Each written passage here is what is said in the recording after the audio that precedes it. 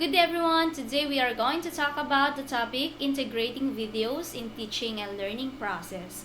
And the intended learning outcomes for today is to know the different benefits of the integration of videos and other forms of multimedia in teaching and learning, as well as the applying the steps in video editing and creating an output using any video editing applications that are available and that we are currently using. Okay, so let us start by knowing first what is media literacy.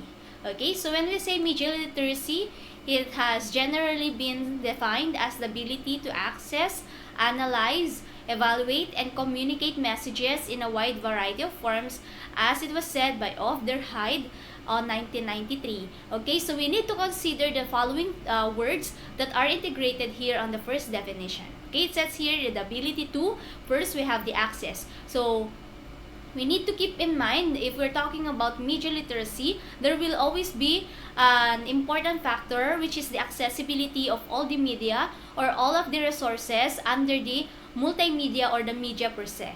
Okay, and then after that, after having the access of the different materials that are being connected with media, it is also for us to have the ability to analyze all of the contents that are being included on the different accessible materials or resources of media, and then to evaluate them whether they are reliable or not, and of course to communicate the messages or to relay the messages that was obtained on those materials or those resources. Okay, so another thing is that it is used to refer to the processes or the process of critically analyzing and learning to create one's mind or one's own messages in print, audio, video, and multimedia. So basically, media has different forms. It may be in print ads or in print form or the hard copy. We also have in audio file. We also have video file and multimedia.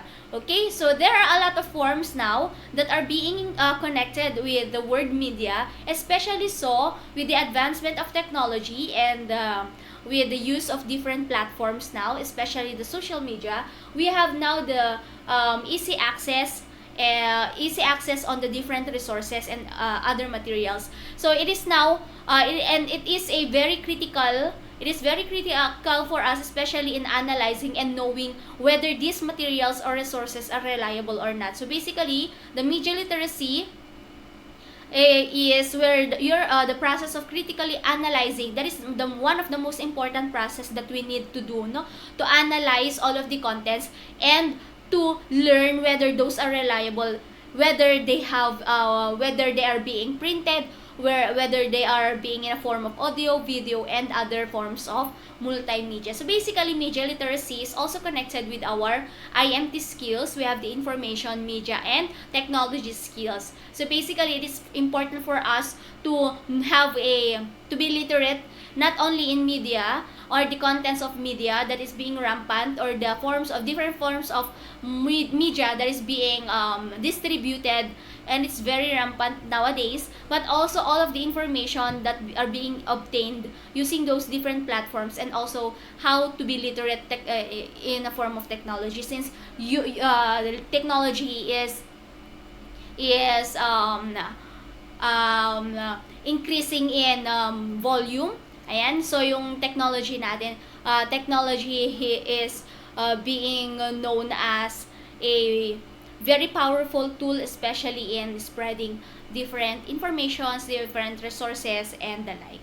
Okay, so that is for media literacy. Now, so let us also know, in connection to the media literacy, we have the education and media production. So basically, we are going to connect it into the field of academe or field of education. So basically, students cannot become truly media literate, deeply critical consumers of mass media until, okay, so we need to understand that students cannot become truly media literate or deeply critical consumers of mass media until they can experience making photographs, planning and organizing ideas through storyboards. So for just for example, storyboards, writing scripts and performing in front of a camera, and designing a web page and reporting a news story. So basically, a student cannot be literate or media literate without ever experiencing or creating these particular materials. So basically, if you already know or if you put into practice all of the different concepts, no, in creating different activities such as these examples, you may now know or you have the idea already, no, you have the literacy. Okay, so alam mo na kung paano mo siya or paano mo i-evaluate yung magiging resources or information, whether they are reliable or not, are they true or not, kasi alam mo kung paano siya gawin, or alam mo or you already experience media production. Okay, so according to Goodman in 1996, he stated that the power of technology is unleashed when students can use it in their own hands as authors of their own work and use it for critical inquiry, self-reflection, and creative expression, as it was quoted in Hobbes in 1998. Okay? So basically, napakaganda nitong sinabi ni Goodman because the power of technology. Let us take into consideration that technology is very powerful nowadays, that in just a click you can now access all of the information that are available on the internet, and mostly all of the resources and all of the information, especially in the related literatures and for researches, mostly yan nanggagaling yan sa internet. That is also a power of technology, and all of the materials that we are using now, especially on online class, especially on our current situation, it is then the most important tool that we are now grasping or that we are now utilizing is through the power or through the technology. Okay, so in order for the student to unleash the power of technology, so it is important na meron tayong tinatawag na learning by doing. That is why our curriculum is OBE. Okay, so we need to the students should be able to do it on her own, on his own hands. Ayan, dapat na-apply niya. There should be an application of all, hindi lang tayo purely concept. So dapat meron tayong application and we put into practice kung ano yung mga in order for a student to be equipped. Okay, so unleash the power of technology is unleashed when students can use it in their own hands as authors of their own work and use it for critical inquiry, self-reflection, and creative expression. So it is also important that we only not the teachers will not only teach using the different concepts. Okay, so it is also important the student can also apply those concepts and have their critical thinking and all of these skills that are needed, no? Yung mga literacy, not just literacy skills, but also those 21st century skills that are included, okay, on our lists. Okay, so that is for the education and media production. However, it says here, media literacy necessarily entails writing as well as reading the media. So, kaya nga nasabi natin, media production or media literacy, meron siyang word na media, whether in different forms, whereas meron tayong word na multimedia, but it always entails yung term natin na writing and reading. So, it is important for us to identify, to know, to evaluate, no, to analyze first what we are reading before we need to or before we share it to other people. Okay? So, now that we know the education or the connection of education and media production, now let's go to the video production as an instructional strategy. Okay, so anyways, we have different instructional strategy that are available, but now that we are experiencing an online class, we are now experiencing the COVID-19 pandemic, and then nag-switch na tayo doon sa strategies wherein before we have the traditional face-to-face wherein there is an interaction between a teacher and student inside the classroom, but now nasa na tayo, digital world. Ayan, wherein we need also to adapt, we need also to to change our strategies. Thus, we see this one as an effective method, the video production as an instructional strategy. Okay, so sabi dito, it says here that instructional strategies are what instructors do to facilitate student learning. Video production or recorded video discussions are very important nowadays, especially on our current setting, because if ever there will be a problem synchronously, at least you have another resort or another ways on how to give or to discuss the lessons that are intended for that particular day by providing the different or by providing video recorded video discussions. Thus, that is an effective instructional strategy. And then the instructional strategies are the plans and techniques that the instructor or instructional designer uses to engage the learner and facilitate learning. So one very important advantage of using video production or using these instructional strategies is that you will be able to facilitate learning even if there is no synchronous interaction. Okay, so basically that is for the video production as an instructional strategy. Now that we know what is an instructional strategy, let us now consider why videos are important in education. So basically, students today are using educational videos as a tool for learning everything. There are a lot of studies that says that students will be able, or children or students, pupils have the higher tendency na matuto or using the different educational videos that are being provided to them. So educational videos are an important tool, especially if you have a asynchronous class. Okay, so these video tutorials, itong mga recorded video discussions natin and educational videos may range into video tutorials, and then just like this one, video discussion, recorded video discussions, or those videos that may also give an idea of a particular place, a tour, virtual tours, and so orientations. Those educational videos are very important tool, especially in learning today in our current setting. So from basic skills like changing attire to the latest dance craze, lahat na yan napapanood natin using educational videos. And mind you, mostly sa mga students, hindi na sila nagbabasa. Ang ginagawa, for example, you would like to know how to cook something, you will not search for the hindi mo na siya isa-search yung yung ingredients niya, kundi pupunta ka na sa YouTube and then papanoorin mo na lang yung tutorial niya, kasi nandun na ilalagay niya kung ano yung mga ingredients and yung procedure niya. Makikita mo talaga kung paano niya ginagawa, and mas gusto na nilang panoorin yung video tutorial kesa dun sa magbasa, kasi at least dun sa video tutorial nakikita mo kung paano niya gawin at kung paano niya i-execute lahat ng mga procedures at kung paano niya gamitin yung mga ingredients na yon. So basically, lahat ng mga skills mostly ay nakikita na natin sa YouTube. Pwede na natin siyang i-apply, especially so if you would like to know something, if you would like to know something important, maybe in educational form or in entertainment. For example, ito nga, sabi niya dito sa example natin, we have the latest dance craze. Ayan, so yung mga TikTok natin, TikTok videos, mostly na yan ginagawa ng mga students or for entertainment purposes only. So basically, nagsisearch sila yan for a video tutorial na pwede nilang panoorin, and then later on, i-apply din nila sa sarili nila. So, ano yung skills dancing skills niya, nahuhon yung dancing skills nila.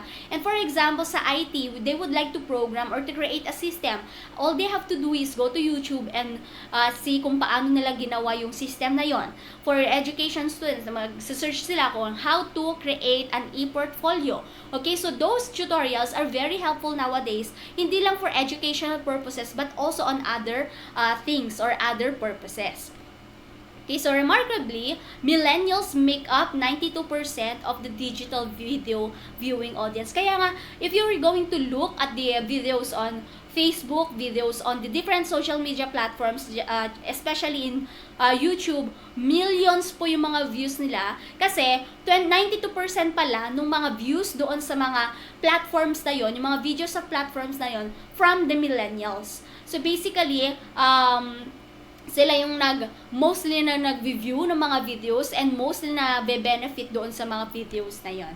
Okay? So, another thing is that abstract topics that once seemed difficult to teach and learn are now more accessible and understandable thanks to the availability of effective educational video platforms for online learning. That is very important, especially if mathematics yung subject natin. So, for example, you have a synchronous meeting using Google Meet.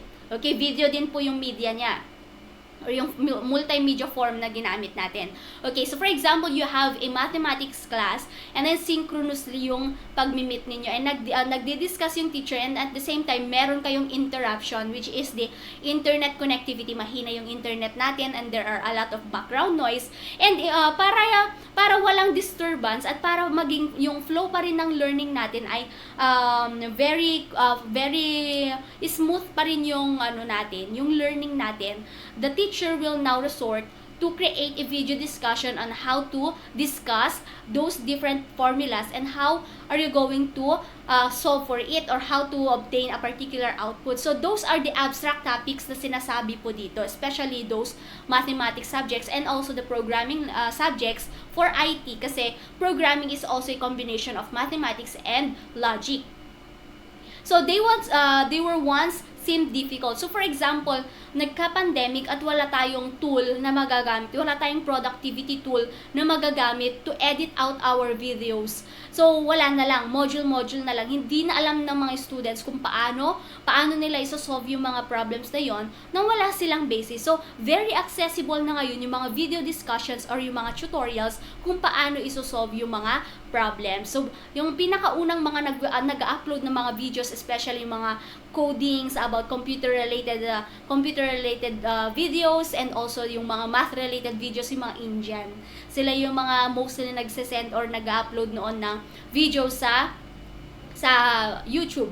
Sila yung mga una, parang mga pioneers. Okay, pero now, ang dami na nagsilabasan ng mga tutorials, ang dami-dami ng mga pwedeng mapanood, kung saan pwede rin nating i-apply and mostly doon na tayo nagre-rely kasi mas mabilis na natin siyang i-apply kasi nakikita natin kung paano nila ginagawa. Okay, so it is more accessible and understandable thanks to the availability of effective educational video platforms for online learning. An example, hindi natin naintindihan yung process or yung phase or yung step natin, at least pwede natin siyang paulit-ulit na panoorin until such time na maintindihan po natin.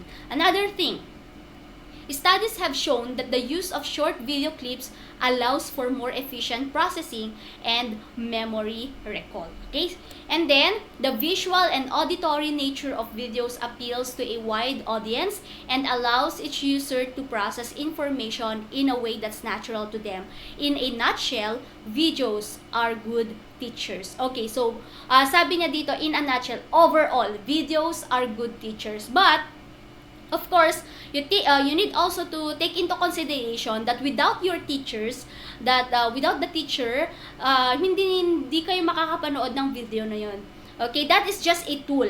Okay, yung video discussions na yan, yung recorded video discussions and tutorials, those are just tool.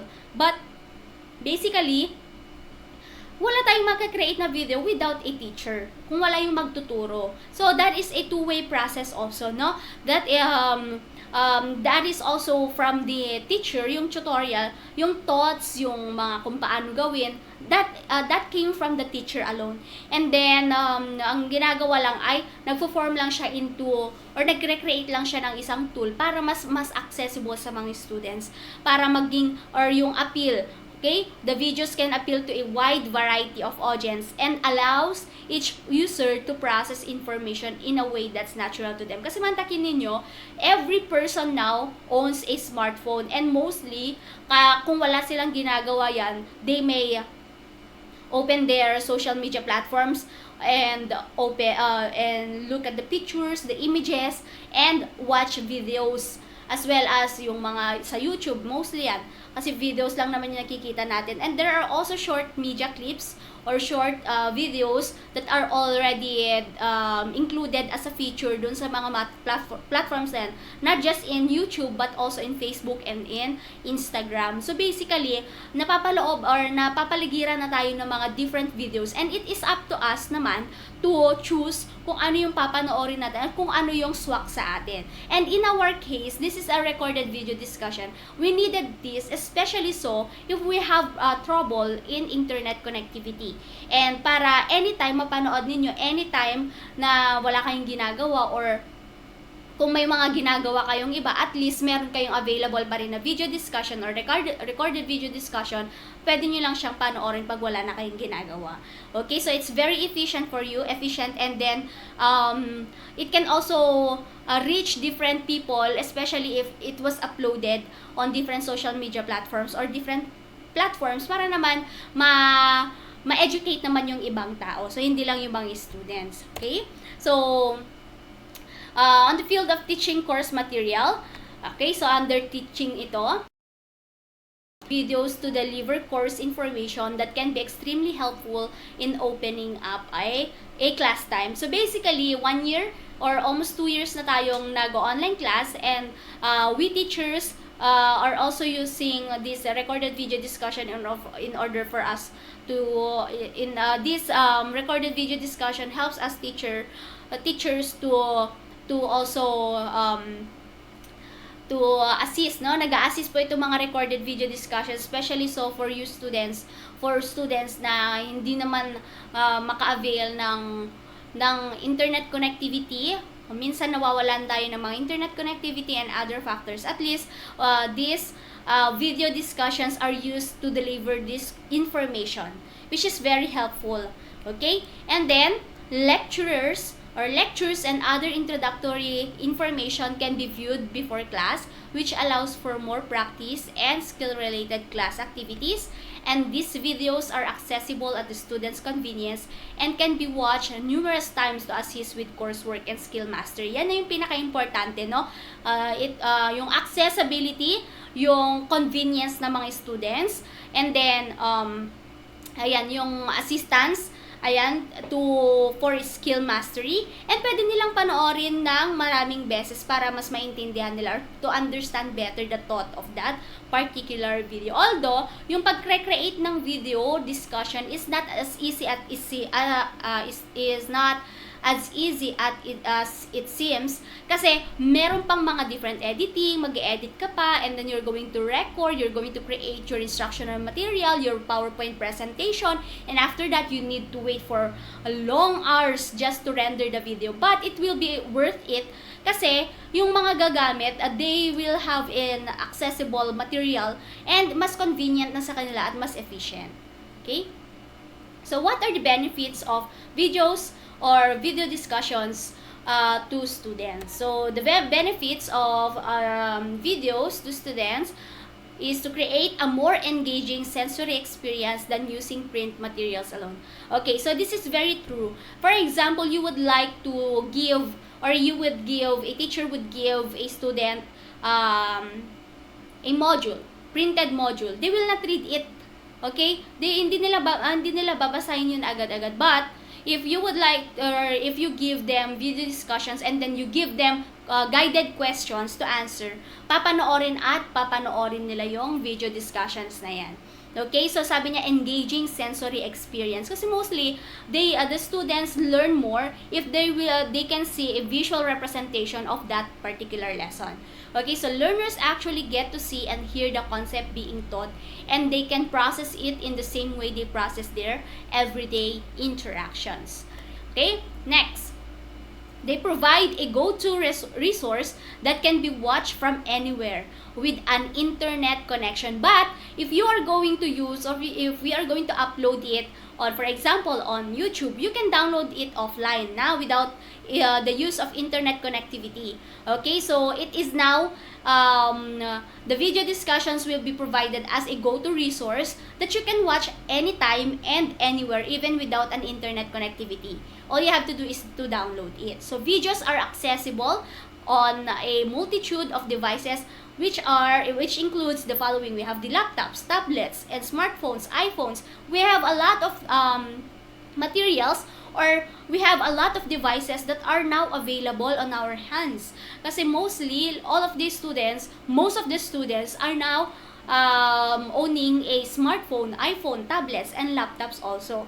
Okay? So this allows for viewing at the students' convenience and from wherever they are. Unlike before that we don't have smartphones, all we have is yung mga keypad na mga cellphones. How can you join a meeting there? How can you watch a video doon sa mga phones na yon, di ba? You need also devices in order for you to access those different materials, especially video discussions.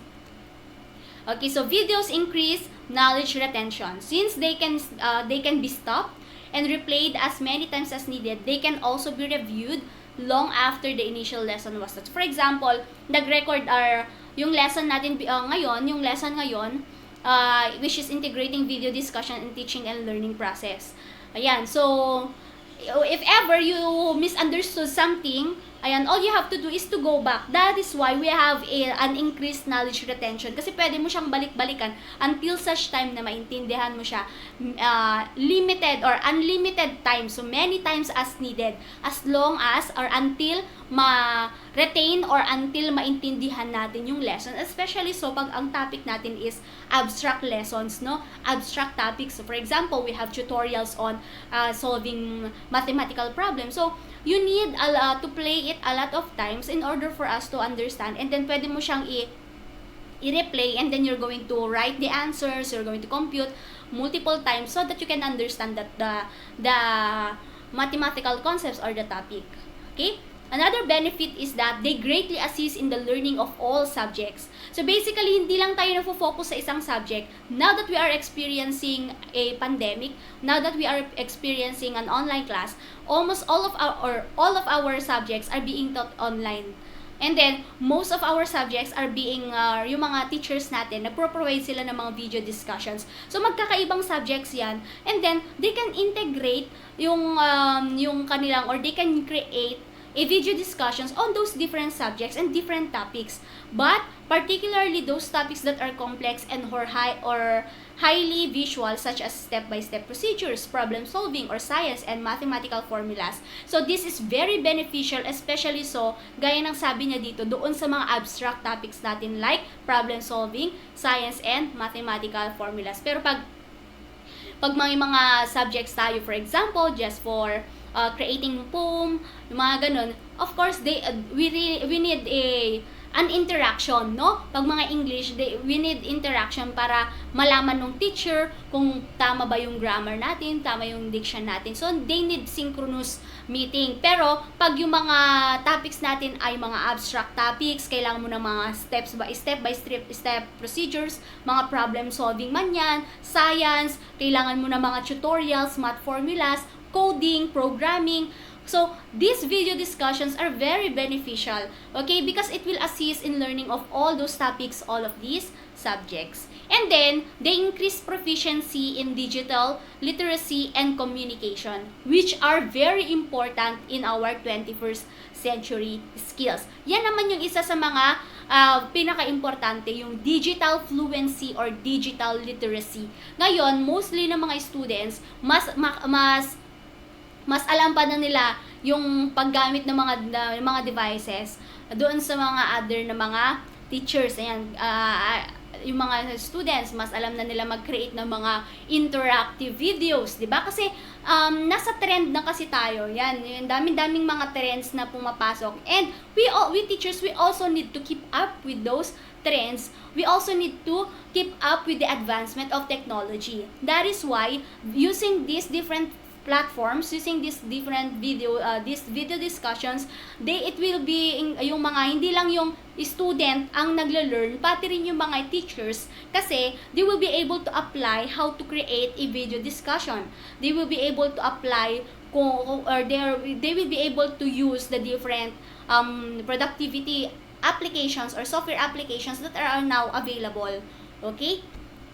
It is also important for the 21st century skills. We have the digital literacy. That is why we have the IMT, no? Information Media and Technology Literacy or digital fluency.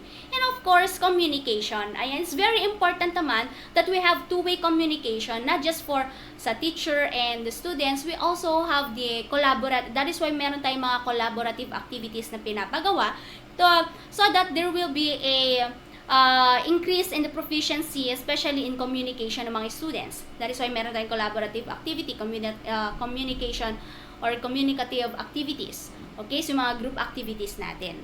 Okay? How about the teachers? Kung yun yung mga benefits ng mga video discussions sa students, how about teachers? Okay, so here are the different benefits to teachers naman. Okay, videos increase student engagement, which in turn helps boost achievement. If students are interested in the material, they will process and remember it better. So, hindi naman sa lahat ng oras ay, ayan nga, nagka-create tayo ng video, hindi sa, nagbe-base pa rin naman yan sa intake ng mga students. So, basically, videos increase student engagement, but sometimes, may mga students din na hindi ganyan yung learning style nila. So, medyo mas mababa yung process ng learning. But, mostly, the video discussions are very important, especially in student engagement. Kaya nagbo-boost daw siya ng achievement natin. So, if students are interested in the material, of course, papanoorin niya yan from start to finish. But if they are not interested with that particular material, how will be the learning na? Okay? So, there should be a resort, there should be other things na dapat gawin ng teacher. So, for example, yung student, mas gusto niya yung nagbabasa, at least they provide the material that was being discussed para mababasa niya. Kasi yung nga yung learning styles niya. But, if gaya nga ng sabi dito, they will process and remember it better using the video discussions. Pag yun naman yung learning style niya. The next one, we have ito, they offer the flexibility. Okay, so itong benefits sa teacher natin, no, they offer the flexibility kasi tayo, yung mga teachers, sila yung nag-create ng materials na to, yung mga recorded video discussions na to. Okay, what are this flexibility? Okay, so we have pause, rewind, or skip throughout the video to help class discussions or review particular areas. Okay, we also have here the third one. They enable teachers to create a flipped classroom, or we have the blended learning environment. However, videos are also beneficial to teachers who teach in traditional classroom settings. Okay, so hindi lang, this is very important nowadays in our classroom setting, no? Especially so, itong blended learning, or we also have, wala tayong face-to-face learning, ayan, nasa online class na po tayo. This is very beneficial. We are now experiencing this one. Kung face-to-face sana tayo, we don't have any idea how this third benefit works. But since nandito na tayo sa situation na to, batido na tayo, alam na natin ngayon yan kung paano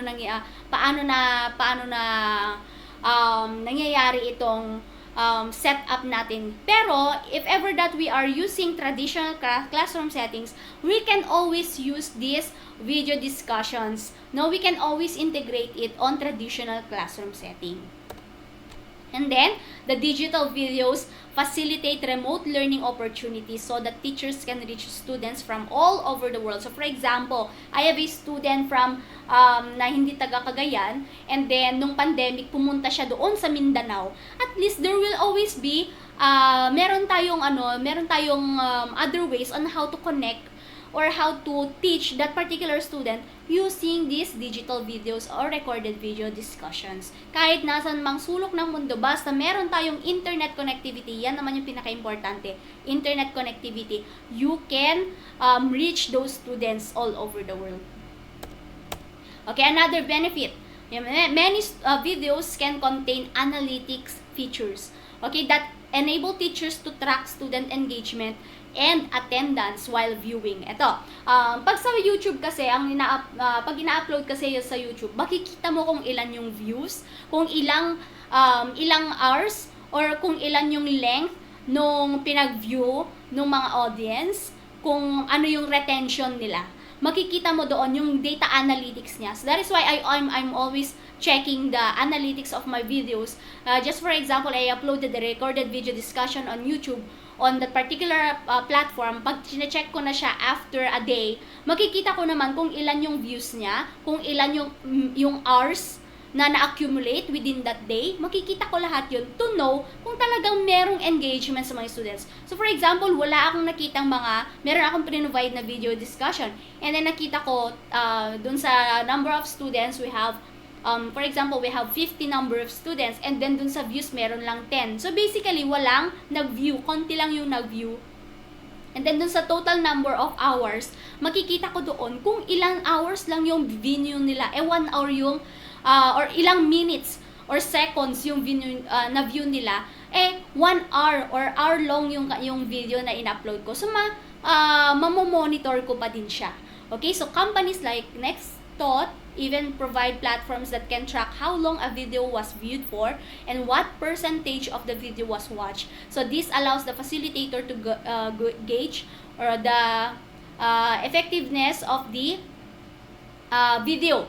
So, just like the YouTube, kaya nga dun ako nag-upload ng video for me to monitor kung ilan yung nag-view talaga, or kung ilan yung, or how long, natatrack ko kung how long a video was viewed, and kung how many or what will be the percentage of the video that was being watched. Okay? Another thing, they provide opportunities for student feedback and assistance. Ayan, through video.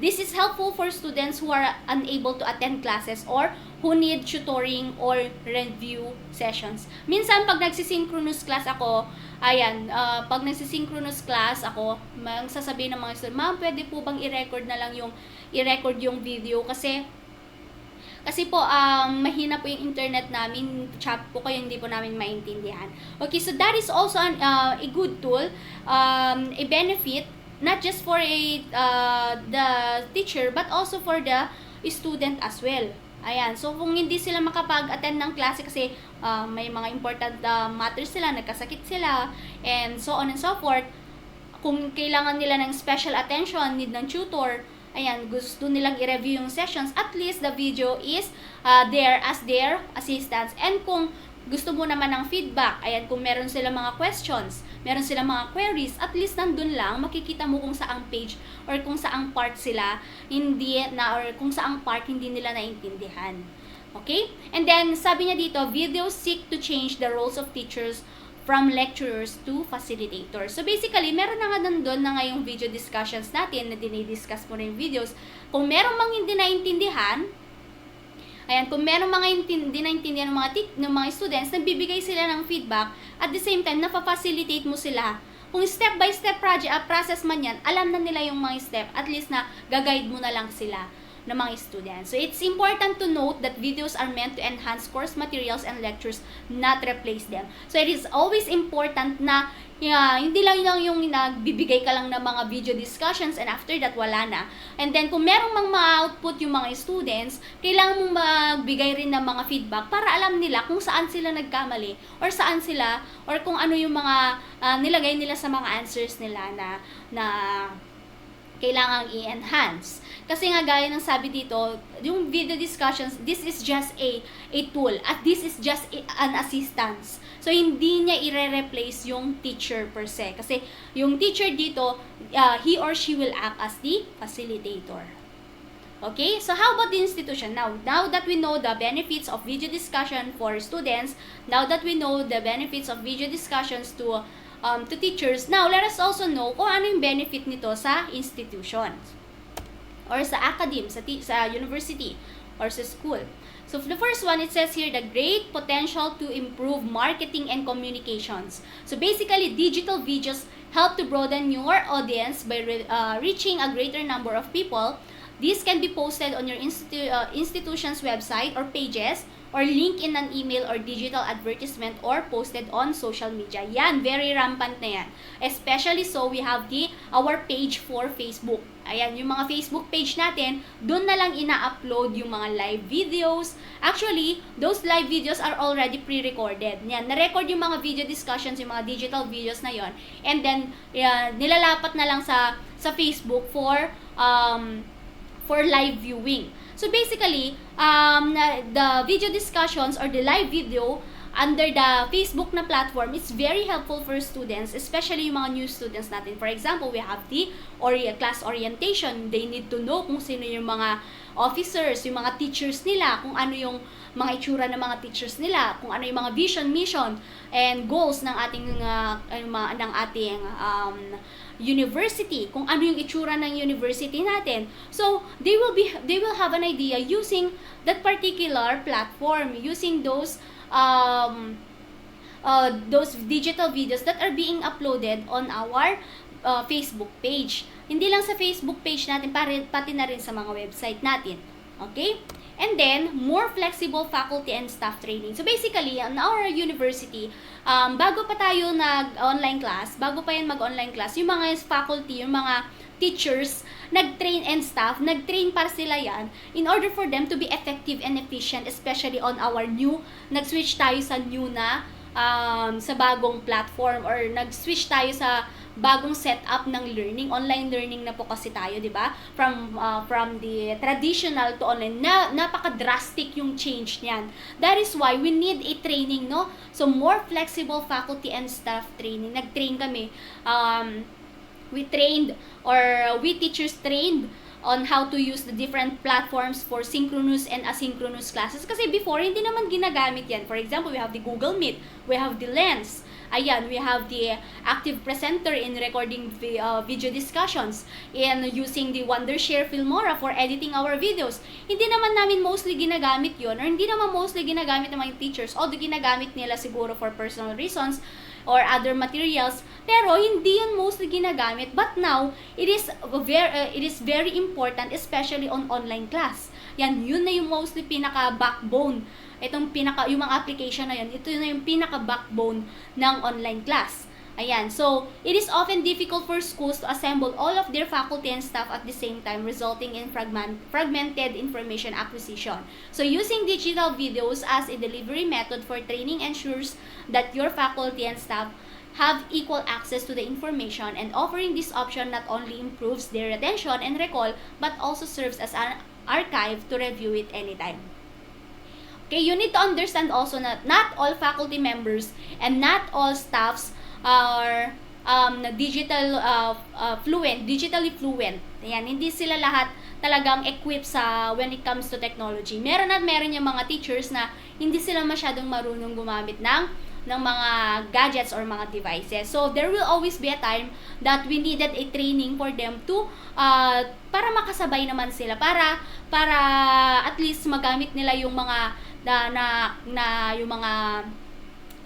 yung mga tutorials that was obtained on our training, kasi kakailanganin na talaga natin yan, lalo na sa setup natin ngayon. We need really to step up our game. Kailangan na natin talaga ng dapat fluent, or alam na natin, literate tayo when it comes to those different productivity tools that are now available, especially in conducting synchronous and asynchronous classes.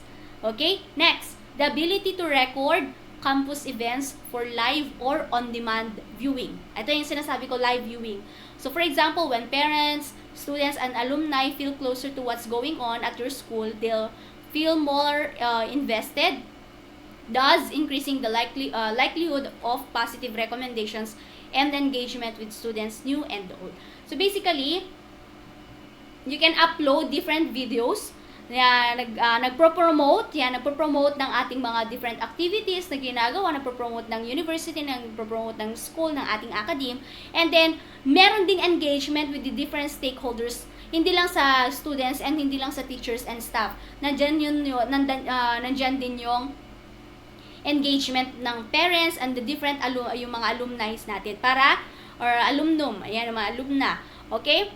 So, makikita nila yung paano nag-work yung ating university, and they will be inspired also using those different videos. Okay? And then next one, we have the ability to increase online course offerings. Yan.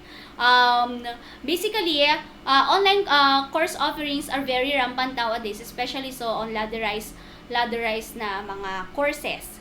Okay, so online university programs are extremely popular due to diverse student populations. So broadening your institution's online program can serve to greatly enhance your appeal with potential online students. So basically, ngayon dahil ganito na yung setup natin, hindi lang po sa mga college po nangyayari ang online class. Ganyan din po sa mga high school, pati na rin sa mga elementary, and then pati na rin sa mga advanced na mga graduate studies, just like masteral and doctoral. Yan, lahat-lahat na yan, online class na po ang ino-offer. Okay? And then we also have this one, digital videos can be integrated into your institution's learning management systems, or what we call the LMS. So enabling video clips to be easily uploaded to your LMS provides an additional resource for students and teachers. So for example, you are using Moodle, you are using the Lens, you just have to obtain the link that was being uploaded, the video link that was uploaded on the different platforms. So for example, you upload it in Google Drive, kunin lang natin yung link niya and then ilagay natin dun sa LMS natin, dun sa Moodle. And then, kung galing naman siya sa YouTube, kunin mo lang yung link niya, ilagay mo sa Moodle. And then, pag clinic ng mga students na yon, automatically it will redirect now to the video. Okay, so yan yung sinasabi niya dito na benefit. Okay, and then increasing campus accessibility through videos conveys an attitude of positive public relations, not just to the students, not just to the faculty, but also on the different stakeholders. We have the parents, potential students, and alumni. Yan. If you would like to promote your school, ayan, para makapag i-promote natin yung mga different programs ng university, yung different mga courses ng university. Of course, you are going to create a good video promotion, no? Promotional video para makapaghikayat ka ng mga future students na mag-enroll sa inyong university, thus giving an increased campus accessibility. Okay, and then this can attract potential students and is a powerful recruiting tool. Ayan, kung gusto mong mag-recruit ng mga future students natin, ayan, you can use the promotional videos. And the use of videos in education shows a high return on investment, or we have the ROI. Of course naman, in those institutions that employ a tool to measure it. So this includes higher grades reported when video review modules are offered and viewed before the exams. Okay? Okay, so one very example that I can, those are the benefits of video discussions on our institution. Okay, so just to sum it up, we have here an example video editing application that we can use, that I can recommend, no, in the classroom, that I'm also using. Okay, personally, we have the Wondershare Filmora. I just don't know if you already know about this one. Okay, the Wondershare Video Filmora, or Wondershare Filmora, is the best video editing for teachers. It is easy to use and also support multiple formats including MP4. We have the AVI, AVCHD, and many more. And also, it also supports the different devices such as iPhones, kung iPhones yung ginagamit natin, smartphones, and then pwede rin yung 3GP, and all of the formats that are available. It also allows you to trim, cut, split, combine, and crop in just a few clicks. And then, with various fashion filters and visual effects, you can also add mosaic, tilt, shift, and effects like face-off to your video. You can save the video to any popular format, and it also supports built-in audio tools. So to keep it handy, you can also upload the video to a social media platform like YouTube, Vimeo, or Facebook. And all these inbuilt features make Wondershare Filmora the best choice for video editing, and it is also available for both Windows and Mac. Okay, so basically, the Wondershare Filmora is what I'm using, especially in trimming my videos, in editing my videos. But, okay, to show you the user interface, we have here Okay, so the Filmora, I just have to click the new project. We just have to look at the user interface. Here is the user interface of the Wondershare Filmora. Just a quick glance of the Wondershare Filmora, wherein you can use this in editing out your videos, not just educational videos, especially if you would like to create your personal videos, you can use this one. Okay, so just a quick glance, we have the different tabs here, we have the different options, we have the media, audio, titles, and transitions. You just have to close this one. Okay, effects, elements, and split screen, we can also do that. And then you can import your media here. You can import videos, you can also import images, and you can also import audios for your background music. And then you can also trim them. This is for the timeline, as you can see. And then the video that you are going to edit it out, you can see here on this part kasi ito yung small screen natin. And then you can just have to edit out the audio. You can include titles. Ayan, you can also put transitions if you would like to put effects. You can also put filters and other elements if you would like to include those elements. And then you can also choose any layout or what we call this split screen. And then if you're going to export it, you can export it using the different formats that are available. Hindi lang siya sa MP4, pwede AVI. So let's try. You just have to put one. As for example, we have this one. We have this image. Ayan, nag-import ako. And then this is just a quick glance. Ayan. So after putting the image, you can now click export and it will show you this one. So basically, we have for local, we have the different formats available here. We have for device, you can choose any device that are applicable. And then you can also upload it directly on YouTube video, or you can also burn it on DVD or CD. Okay? So those are the things that you can do in Wondershare Filmora. And I know naman that you have already encountered a lot of video editing applications, hindi lang sa desktop application, but also mostly on the mobile application counterpart. There are a lot of video editing applications there. For example, we have the KineMaster, we have the CapCut, we have the PixArt. You can also edit out video on PixArt. And we also have a video editing mobile counterpart of the Wondershare. We also have the Power Director. You have a lot of mobile counterpart na video editing tools that are now available. All you have to do is look for it. All you have to do is search yung alam ninyong mas prefer ninyo at mas mabilis na gamitin mas mabilis ninyong gamitin. Okay? So I think that's the end of our discussion. So we just have a quick recap. We have the media literacy, the education and media production, and then video production as an instructional strategy. We also have the answers on why videos are important on education, as well as the importance of teaching course material for video discussions. We have the different benefits to students, benefits to teachers, and we also have the benefits to institutions, as well as an example of a video application that can be used in the classroom. Okay, so I hope you learned something today. I hope you learned something valuable today. So if you have any questions, if you have any queries, and if you want clarifications, you do not hesitate to ask me, and I will try my best to answer them. Okay, so thank you so much for listening. Thank you so much for watching. I hope you learned something today. Good day and God bless.